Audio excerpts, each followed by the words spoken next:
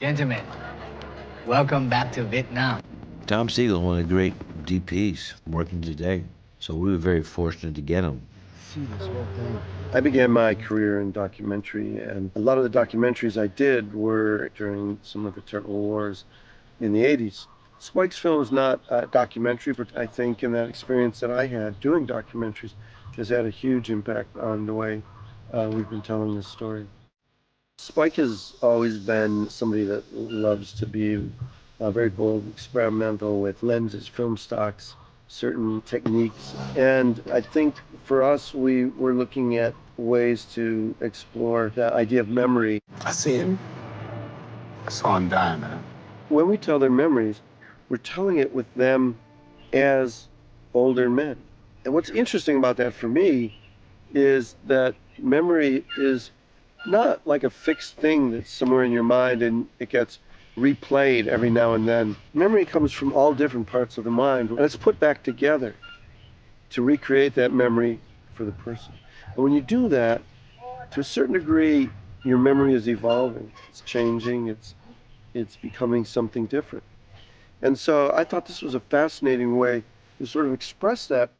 We've never really seen PTSD dealt with in this particular way, where these characters are older when they have their flashbacks. We wanted to show there's a difference between the past and present day. So we shot the past Super 16.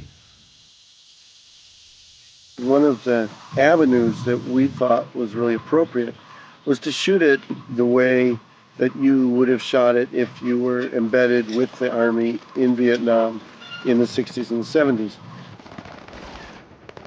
And we're using a reversal film that Kodak just made for us, and also shooting it in a 4:3 aspect ratio, which was the sort of shape that televisions had before our contemporary times.